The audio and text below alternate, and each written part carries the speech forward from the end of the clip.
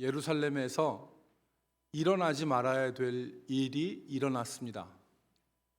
오늘 말씀의 제목처럼 예루살렘 앞산에 이방 신당들이 세워진 것입니다. 여기 오늘 본문에 보니까 예루살렘 앞산이라고 그랬잖아요. 예루살렘 앞산은 어디를 가리키냐면 예루살렘 성 동편에 있는 산이에요. 신약 성경에 겟세마네 동산이 있는 산을 말합니다. 그러니까 직접 보신 분들은 감이 오겠지만 안 보신 분들은 전혀 감이 안 오겠죠. 보문산에서 보문산 아래 입구에 보면 보문 맨션이 있잖아요. 그 거리밖에 안 됩니다. 그러니까 예루살렘 성 바로 옆에 있는, 바로 인접해 있는 산에 그모스를 몰록을 위해서 이 신전들이 지어졌던 거예요. 그러니까 이방 신전들이 지어졌는데 특이한 것은 이것이 암암리에 세워진 것이 아니라는 것입니다. 그러니까 이교도들이 암암리에 신전을 세운 것이 아니라 이것이 솔로몬 왕에 의해서, 솔로몬 왕의 주도하에서 지어진 것입니다. 즉 이방 신들을 향해서 분향하고 제사하는 신전이 버젓이 예루살렘 이스라엘 한복판에, 그것도 예루살렘 거룩한 성 예루살렘에 세워진 것입니다. 그것도 솔로몬에 의해서. 더 심각한 것은 솔로몬이 이방 신전을 지었을 뿐만 아니라 이 이방 신들에 대한 신앙이 있었다는 거예요. 믿음을 가졌다는 것입니다. 오늘 본문 4절과 5절 말씀에 보면 따랐다는 말이 여러 번 기록되어 있죠. 따랐다는 말은 쫓았다는 말이에요. 순종하여 갔다는 말이죠. 여러분 5절 보세요. 이는 시돈 사람의 여신 아스다롯을 따르고 솔로몬이 암몬 사람의 가증한 밀곰을 따름이라 그랬습니다. 솔로몬이 여호와 하나님에 대한 온전한 신앙을 버리고 하나님에게서, 여호와에게서 그 마음을 돌이켜서 이방 신들을 따르고 그 신들을 위해서 신당까지 지었던 것입니다. 우리가 읽은 본문 말씀에 보면 하나님께서 이 일에 대해서 솔로몬에게 돌이키라고 말씀하셨지만 솔로몬이 그것을 거절합니다. 듣지 않습니다. 10절 말씀을 보시면 이 일에 대하여 명령하사 다른 신을 따르지 말라 하셨으나 그가 솔로몬이 여호와의 명령을 지키지 않았으므로. 여러분 우리는 놀라지 않을 수 없습니다. 어떻게 솔로몬 같이 지혜로운 사람이 이 일을 행할 수 있을까? 미련한 사람도 아니고 솔로몬 같이 지혜로운 사람이 어떻게 이런 일을 할 수 있을까? 솔로몬과 같이 하나님의 은혜를 많이 경험한 사람이 어떻게 이렇게 변질될 수 있을까? 우리가 지난 시간에 살펴본 대로 솔로몬은 여호와의 성전을 짓고 성전에 가득한 여호와의 영광을 바라봤던 사람입니다. 그런데 어떻게 솔로몬이 이런 말도 안 되는 일을 할 수 있을까라고 의문을 가지지 않을 수밖에 없습니다. 여러분 기억나십니까? 10월 마지막 주에 우리가 살펴본 말씀의 제목은 넘어지기 쉬운 인생이었어요. 넘어지기 쉬운 인생. 다윗의 범죄에 대한 말씀이었죠. 하나님의 사람 다윗이 밧세바를 간음하고 자기의 신실한 부하 우리아를 죽이는 살인죄를 범한 것을 우리가 보고, 우리가 아담의 후손으로서 우리가 얼마나 연약한 존재이고, 또 우리가 자기를 의지하지 않고 하나님을 의지할 때 우리가 이 연약함에서 벗어나서 참된 믿음의 길로 걸을 수 있다는 것을 우리가 같이 살펴보았습니다. 오늘 다윗과 같이 솔로몬도 하나님의 사람이었어요. 그런데 이 솔로몬이 넘어졌습니다. 솔로몬이 배교의 길을 걸었던 것입니다. 그래서 오늘 저는 여러분들과 함께 우리의 연약함을 다시 한번 우리가 깨닫고, 그리고 죄에 대한 경각심을 가져보자고 하는 취지에서 오늘 이 말씀을 같이 나누고자 합니다. 오늘 이 말씀은 곧 저와 여러분의 얘기일 수 있습니다. 저와 여러분이 넘어질 수 있는 이야기일 수 있기 때문에 우리가 같이 이 말씀을 살펴보면서 하나님의 뜻을 생각해 보기를 주의 이름으로 축복합니다. 첫 번째는 왜 이런 일이 일어났을까 하는 점입니다. 왜 이런 일이 일어났을까? 왜 솔로몬이 여호와에게서 돌아서서 여호와께 온전하지 못하고 우상 숭배와 배교의 길을 걸었을까?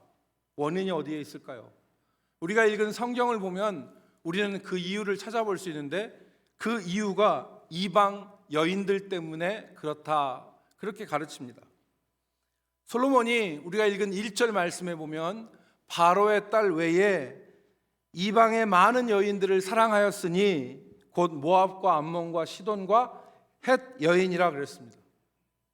솔로몬이 이방 여인들을 사랑한 거예요.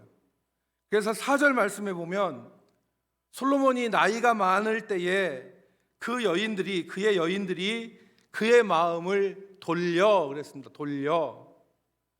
솔로몬의 마음을 돌려 다른 신들을 따르게 하였으므로 왕의 마음이 그의 아버지 다윗의 마음과 같지 아니하여 그의 하나님 여호와 앞에 온전하지 못하였으니. 잠언에 기록된 현숙한 여인처럼 남편을 세우는 것이 아니라 이 여인들이 솔로몬의 마음을 돌아서게 하였어요. 온전하지 못하게 한 것입니다. 하나님 사랑하는 마음을 빼앗아간 거예요. 하나님 사랑하지 못하게 했던 것입니다. 성경은 오늘 솔로몬이 이렇게 된 원인을 이방의 많은 여인을 사랑하였기 때문에 그렇다라고 말씀하지만 우리가 좀 더 성경을 들여다보면 이것보다 더 근본적인 원인이 있음을 우리가 발견할 수 있습니다. 그 근본적인 원인은 바로 솔로몬이 여호와의 말씀을 버린 것이 원인이 된 것입니다. 2절 말씀에 기록되어 있죠. 하나님께서는 출애굽할 때부터 이스라엘 백성들에게 누누이 말씀하신 것이 이방 여인들과 결혼하지 말고 통혼하지 말라. 이방인들과 결혼하지 말라. 오늘 우리가 읽은 2절에도 그 이방 결혼을 금지하신 말씀이 기록되어 있고 출애굽기 34장 16절 그리고 신명기 7장 3절 4절 수많은 곳에서 이방인들과 혼인하지 말라는 것을 말씀하셨어요. 여러분 신명기 7장 3절 4절 말씀을 같이 읽겠습니다. 3절 또 그들과 시작.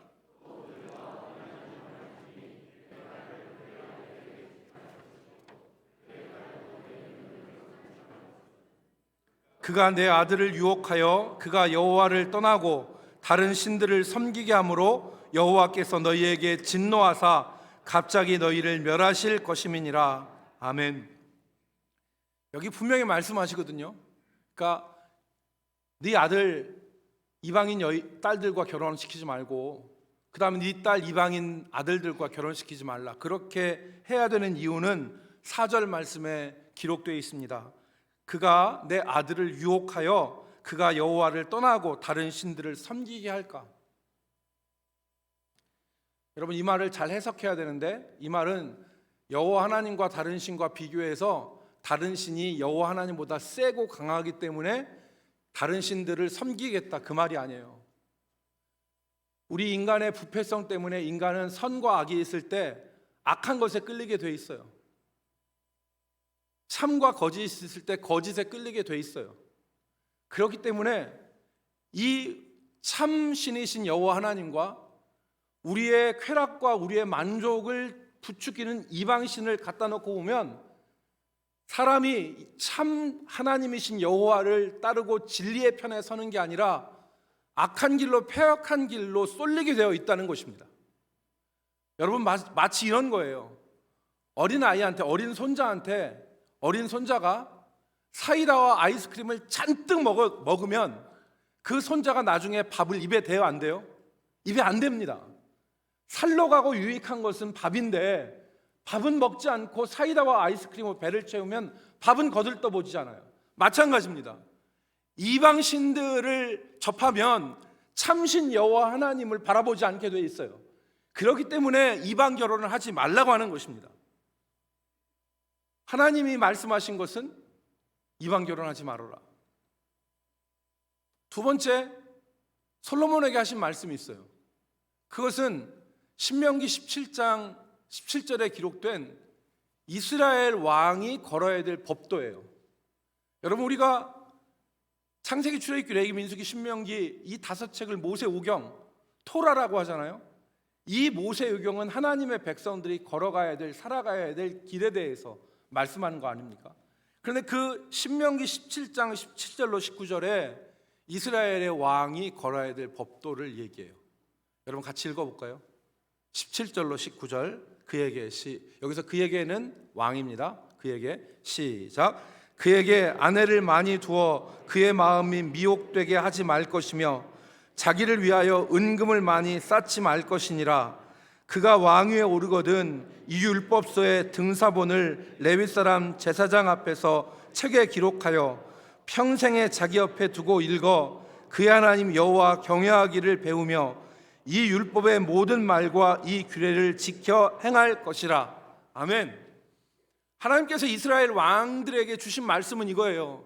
아내 많이 두지 말아라. 은금 많이 쌓지 말아라. 그리고 병마 많이 두지 말아라. 3가지 하지 말라고 하셨고 1가지 힘쓰라고 그랬어요. 그게 뭐냐면 이 율법의 등사본을 율법책에 기록하여 그것을 평생 곁에 두고 그리고 여호와 하나님 경외하는 것과 그것을 배우며 이 말씀과 규례대로 힘써 살아갈 것이다. 이게 이스라엘 왕에게 주신 정말 귀한 말씀이에요. 근데 솔로몬은 이 말씀을 버렸어요. 솔로몬 이 말씀 버렸어요. 하나님의 말씀 가까이 하지 않고 하나님의 말씀을 어긴 것입니다. 솔로몬이 넘어진 이유는 다른 데에 있지 않습니다. 솔로몬이 여호와의 말씀을 버렸기 때문에 그런 것입니다.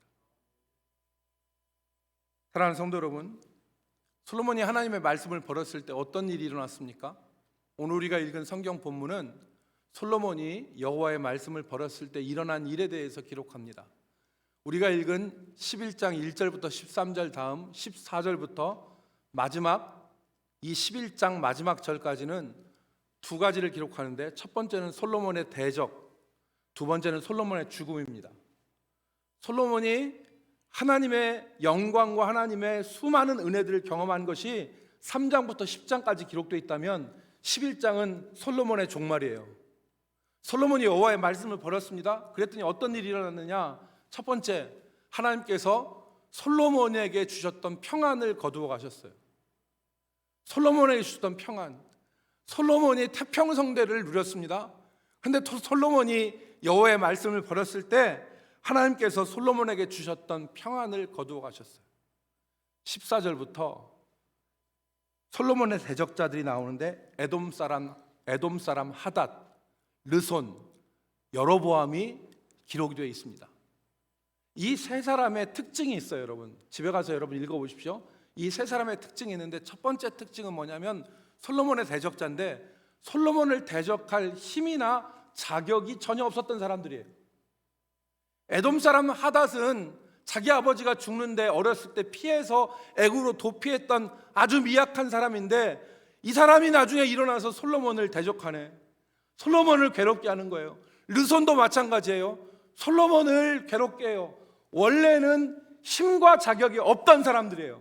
근데 하나님께서 이들에게 힘을 주셔서 솔로몬을 대적하여 솔로몬의 말년을 괴롭게 한 거예요. 두 번째는 솔로몬을 도의적으로 대적하면 안 되는 사람이었어요. 여러분 여로보암이 누구였습니까? 여러분 11장 뒤에 보면 여로보암을 소개하는데 여로보암은 과부의 아들이라고 그랬어요. 아버지가 일찍 죽었어요. 홀어머니 밑에서 자랐는데 그 여로보암의 어렸을 때 홀어머니 밑에 자랐으니까 얼마나 힘들었겠어요? 지금처럼 어머니들이 일할 수 있는 때가 아니잖아요. 얼마나 힘들었겠어요. 그런데 솔로몬이 이 청년 여로보암의 민첩함을 보고 여로보암을 발탁해서 사람들의 감독자로 삼았어요. 그러니까 솔로몬은 여로보암에게 있어서 은인과 같은 사람이에요. 도의적으로 보면 여로보암이 솔로몬을 반역하면 안 됐어요. 그런데 여로보암을 하나님께서 일으키셔서 솔로몬을 대적하고 최후에는 나라까지 여로보암에게 주시잖아요. 하나님께서 솔로몬에게 주셨던 평안을 거두어 가신 거예요. 언제? 솔로몬이 말씀을 버렸을 때. 솔로몬이 말씀을 버렸을 때. 두 번째, 하나님께서 솔로몬의 나라를 빼앗아 거두어 가셨어요. 오늘 우리가 읽은 본문 말씀에 보면 여러분 11절 하반절에 보면 여호와께서 솔로몬에게 내가 반드시 이 나라를 내게서 빼앗아 내 신하에게 주리라. 내가 반드시 이 나라를 빼서, 이거 히브리어로는 절대 강조입니다. 반드시 내가 이 나라를 빼서 내 신하에게 주리라. 이게 이루어졌죠. 여러분, 솔로몬의 아들 르호보암 때 여로보암이 들고 일어나니까 이스라엘의 마음이 전부 다 다윗의 솔로몬의 왕조에 돌아섰어요. 유다와 베냐민 빼놓고 12지파의 10지파가 다 반역을 했습니다. 하나님께서 그 나라를 빼앗아서 그의 신하 여로보암에게 주신 것이죠. 언제? 하나님의 말씀을 솔로몬이 버렸을 때. 사랑하는 성도 여러분, 오늘 우리가 읽은 이 솔로몬의 이야기는 우리에게 깨닫게 하는 게 있어요.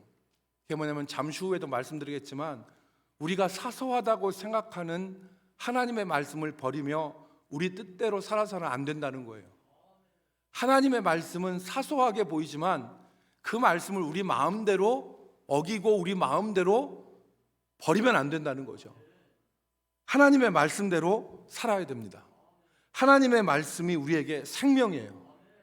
여러분, 성경 시편 36편 9절 말씀을 한번 보시면 같이 읽겠습니다. 진실로 시작. 진실로 생명의 원천이 주께 있사오니 주의 빛 안에서 우리가 빛을 보리이다. 여기 여러분 보세요. 주의 진실로 생명의 원천이 주께 있사오니 주의 빛 안에서 우리가 빛을 보나이다. 인생의 빛이, 인생의 빛, 인생의 생명, 인생의 소망이 어디 있어요? 하나님의 말씀 안에 있어요. 하나님 안에 있어요. 또 한 절 봅시다. 잠언 10장 17절 말씀. 훈계를 시작. 훈계를 지키는 자는 생명길로 행하여도 징계를 버리는 자는 그릇 가느니라. 훈계를 지키는 자는 생명길이지만 징계를 버리는 자는 그릇 가는, 잘못된 길로 가게 되느니라. 하나님의 말씀 지켜야 된다는 거예요. 잠언 14장 27절 한 절 더 보겠습니다. 여호와를 시작. 여호와를 경외하는 것은 생명의 셈이니 사망의 그물에서 벗어나게 하느니라. 아멘. 아멘 할렐루야. 여호와를 경외하는 것이 생명셈이야. 그리고 여호와를 경외하는 것이 사망의 그물에서 벗어나게 한다. 인생을 살다 보면 덫에 걸릴 때도 있고 그물에 쌓일 때도 있습니다. 우리가 살다 보면 그물에 걸릴 때가 많잖아요. 옴짝달싹보다는 덫에 걸릴 때도 있고 그물에 쌓일 때도 있는데 여호와를 경외하는 것이 생명의 셈이고 사망의 그물에서 벗어나게 하느니라. 우리 모든 성도들이 사망의 그물에서 벗어나고 주께서 주시는 생명의 은혜를 누릴 수 있기를 주의 이름으로 축복합니다. 우리가 잠시 이제 생각을 돌려서 솔로몬의 변명을 한번 들어볼 필요가 있습니다. 솔로몬이 이방 결혼에 대해서 여러분 변명할 수 있지 않겠습니까? 역사에서 보면 왕의 결혼, 한 국가의 결혼은 단지 그냥 일반 결혼이 아닐 때가 있죠. 정치적으로, 정략적으로 결혼할 때가 많이 있어요. 그래서 나라의 안정과 평안을 도모하기 위해서 이웃 나라와 정략적 결혼, 정치적 혼인을 할 때가 있습니다.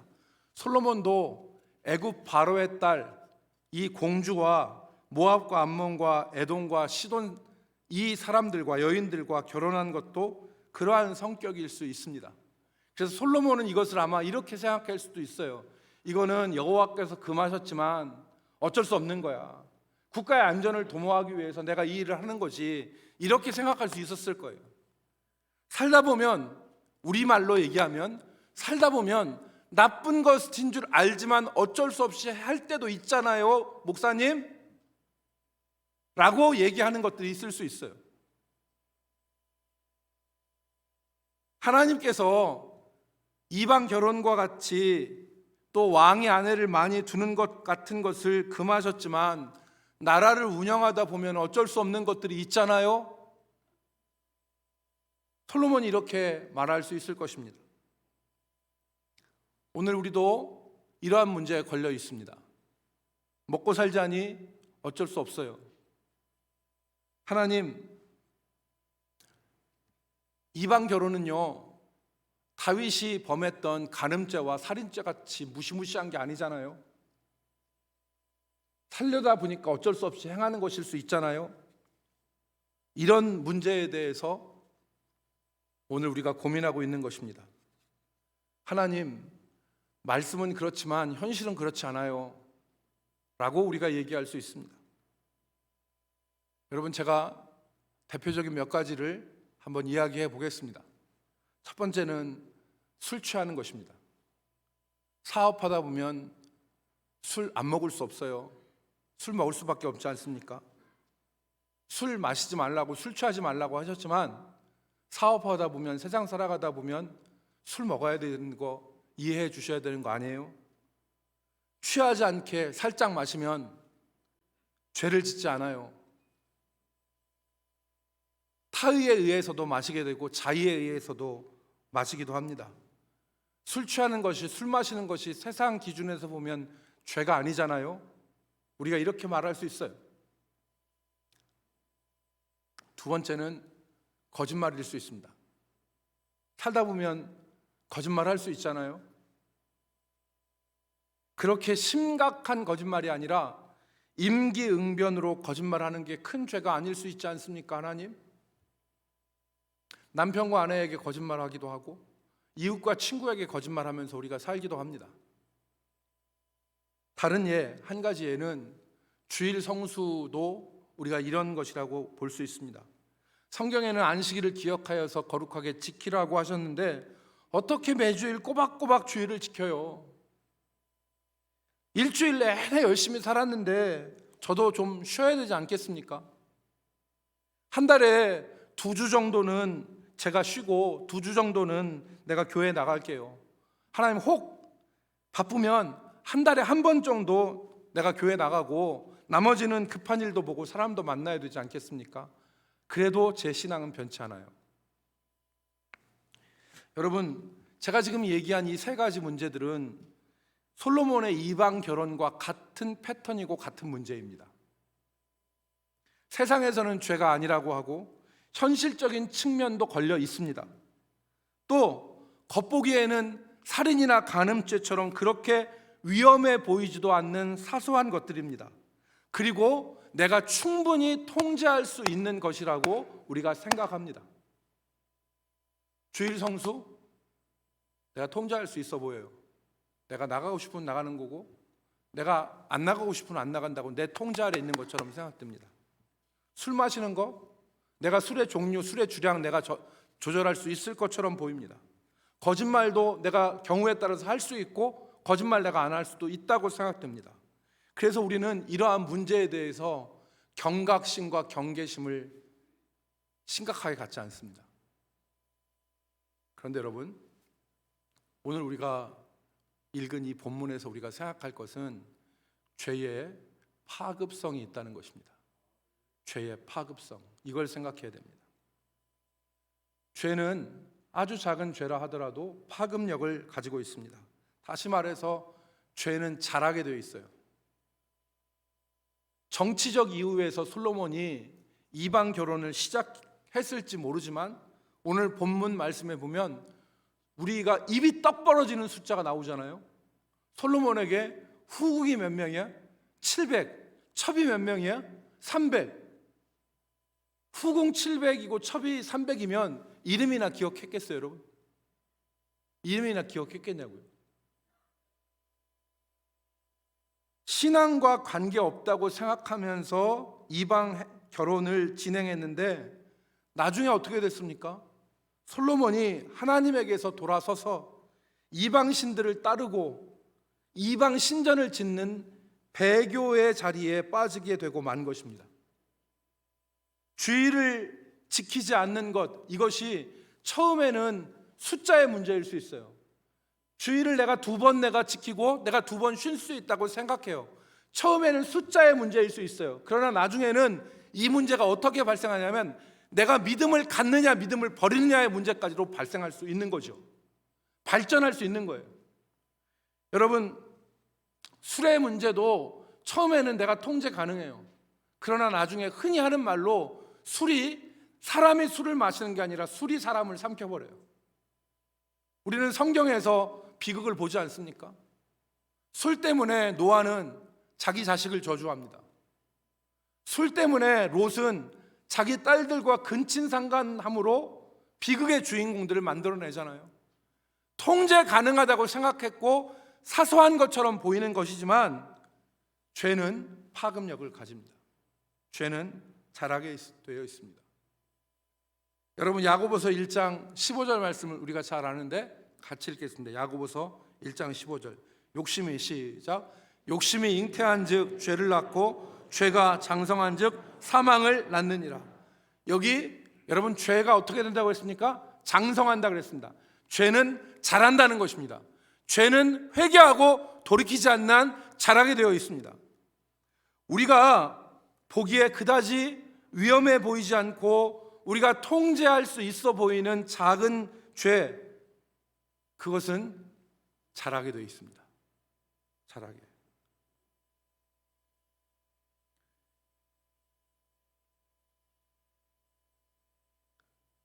사탄은 우리에게 처음부터 끝까지 100% 거짓말을 하지 않습니다.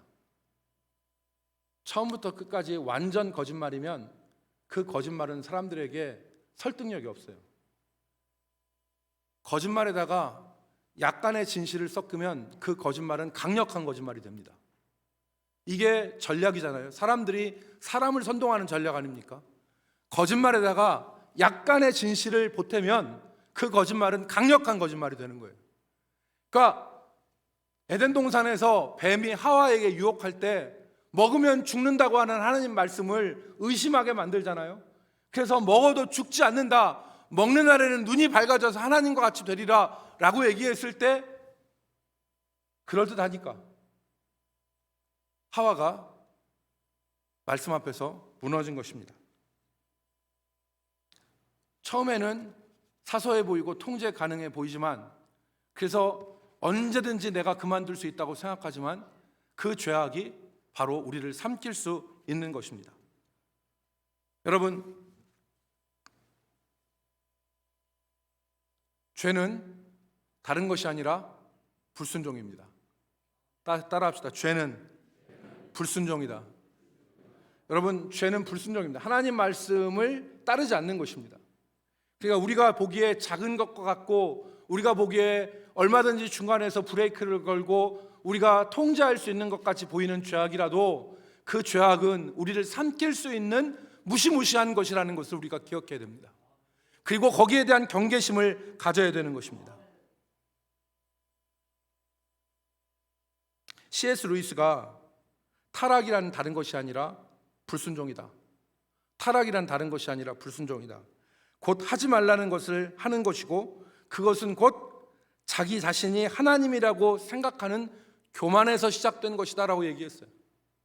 오늘 우리가 하나님이 하지 말라고 주일 성수해라, 거짓말하지 말아라, 술 취하지 말라, 이방 결혼하지 말라 하나님께서 말씀하셨을 때 그것을 어느 정도 하고 어느 정도 안 하고 하는 그것을 정하는 것이 우리에게 있지 않습니다.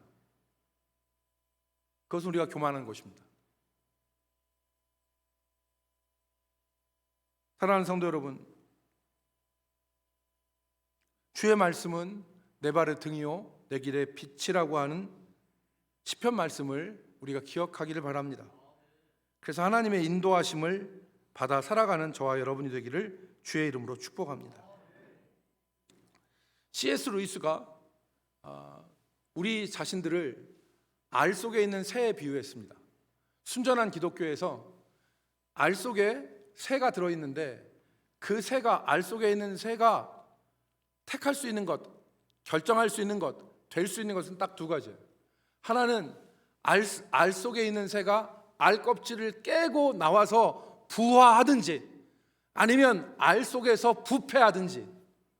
그러니까 부화와 부패 두 가지밖에 없는데 세상을 살아가는 우리 성도들이 두 가지밖에 없어요. 하나는 하나님의 말씀으로 부화하는 새처럼 세상을 이기고 살아가든지, 아니면 세상 속에서 부패하면서 살아가든지. 우리 대전 남북교회 모든 성도들이 이 흔들리는 시대 가운데서 우리를 옳은 길로 인도하는 유일한 내비게이션은 하나님의 말씀밖에 없다는 것을 다시 붙잡기를 주의 이름으로 축복합니다. 우리를 옳은 길로 인도하는 유일한 내비게이션, 그것은 하나님의 말씀밖에 없다. 기억하고 하나님께서 우리에게 주신 말씀들을 감사함으로, 기쁨으로 순종하여 하나님의 인도하심을 받는 저와 여러분이 되기를 주의 이름으로 축복합니다. 그래서 우리 모든 성도들이 하나님의 말씀 작은 것이라도 귀하게 여기고 그 말씀을 붙잡고 믿음으로 살아갈 때 하나님의 역사하심과 하나님의 인도하심을 경험할 수 있는 우리 성도들이 될 수 있기를 주 예수 그리스도의 이름으로 축복합니다. 기도하겠습니다. 거룩하신 하나님, 오늘 솔로몬이 넘어진 것이 정말 사소해 보이고 우리가 통제 가능하다고 생각하는 그러한 작은 것들에서 넘어졌음을, 정말 댐이 무너지는 것이 작은 구멍에서 시작되듯이 우리가 죄에 대해 허용하지 않고 하나님의 말씀을 순종하며 죄에 저항하는 하나님의 백성들로 살게 하여 주시옵소서. 오늘 우리 삶에서 우리를 넘어뜨리는 죄의 파급력들이 사라지게 하여 주시고 오직 하나님의 인도하심을 받는 우리 성도들 되게 하여 주시옵소서. 예수님의 이름으로 기도 올리옵나이다.